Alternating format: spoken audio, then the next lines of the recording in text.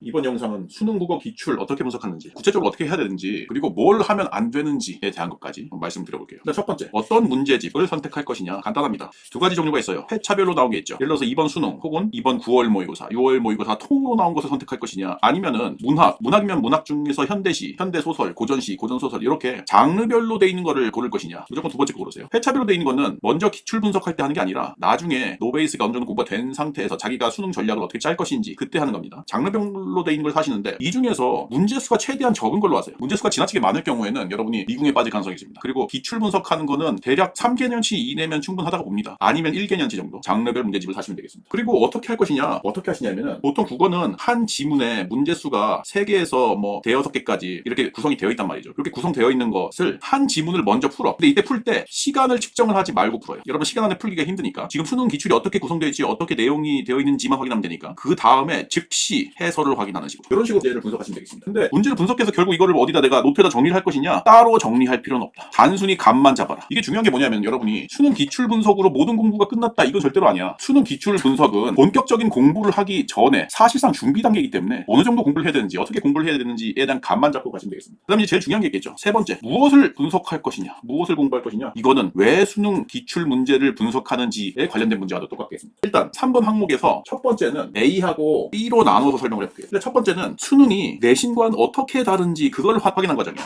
첫 번째는 문학이 관련된 거고, 두 번째는 비문학이 관련된 건데, 내신과 비문학에서 굉장히 큰 차이가 있기 때문에 사실은 가장 큰 기출 분석 지점은 문학 부분이 되겠습니다. 내신과 차이가 있는지를 확인하는데 결국은 이런 결론이 도출되게 돼 있어요. 문학에서는 제시문에 있는 사실관계의 디테일 혹은 상황 판단에 대해서 묻는 것이 거의 90% 이상이다라는 걸 확인하는 과정이야. 이게 가장 큰 차이점이야. 내신하고 수능에. 내신에서는 사실은 미리 암기사항이 굉장히 많잖아. 근데 수능에서는 그렇지가 않고 오히려 제시문 자체를 얼마나 디테일하게 실제로 이해를 했느냐, 잘 따라하고 있느냐를 묻고 있는 게 많다. 그 다음에 두 번째 문학에서 중요한 게, 내신과 차이점 있는 게, 문학 개념어 자체를 그대로 묻지 않고 얘를 일반어로 바꾸어서 서술을 해주는데 그거를 여러분이 캐치할 수 있는가의 문제가 수능에 본격적으로 나온다. 이렇게 이제 두 가지로 확인하시면 되겠습니다. 비문학에서는 뭘 확인하느냐? 비문학은 원래 자체가 이제 학교 시험이랑 굉장히 다르지. 학교 시험 비문학 나와봤자 미리 분석되어 있는 거잖아. 여기서는 뭘 하시냐면은 자기가 그냥 깊은 이해 없이 1대1 대응, 지문에 이런 문장이 있고 그리고 선택지에 이런 문장이 있기 때문에 이건 답이 아니다 혹은 이건 답이다라는 1대1 대응만으로 자기가 대여섯 문제 중에서 몇 문제를 풀 수 있는지, 몇 문제를 커버할 수 있는지 이걸 확인하셔야 돼. 이게 왜 중요하냐면은 일단 1대1 대응하는 만큼만 읽었을 때 어느 정도 풀린다 하면은 그 분야, 예를 들어서 법학대가 어느 정도 풀린다면 그 분야에 대해서 이 사람은 어느 정도 돼 있는 사람이에요. 1대1 대응으로도 어느 정도 풀리지 않는다라고 했을 때 그 분야가 매우 취약하다는 거예요. 취약한 분야가 어딘지를 확인할 수 있다. 그리고 두 번째가 더 중요한데, 뭐가 중요하냐면 사실은 1대1 대응만으로는 비문학을 다 맞추기가 힘들다. 심지어 고득점 90% 이상을 맞추기도 힘들다라는 거를 이해하는 과정이 가는 거야. 그리고 또 뭐가 있느냐? 실제로 어떤 지문은 1대1 대응만으로도 가능한 것이 있다라는 것을 가늠하는 것도 상당히 중요한 지점이지. 앞으로 얼마큼 공부를 할 것인지, 자기가 어디를 어떻게 집중적으로 공부를 할 것인지에 대한 문제죠. 결국은 내가 앞으로 무엇을 공부할 것인지, 그리고 얼마나 공부할 것인지 얘를 가늠할 수 있는 게,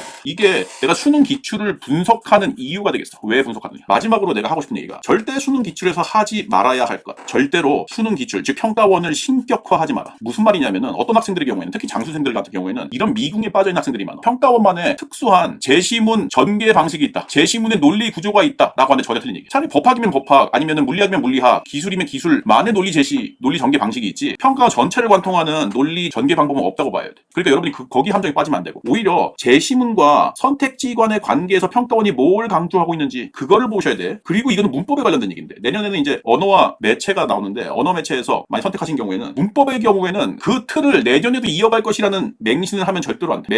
거의 매년 새로운 유형이 나오고 또 굉장히 강도 높은 개념을 물어보는 과정이 있기 때문에 그 이전의 기출 문제만 근거를 두고 공부를 했을 경우 굉장히 큰 위험에 빠질 수가 있다. 여기까지가 되겠습니다.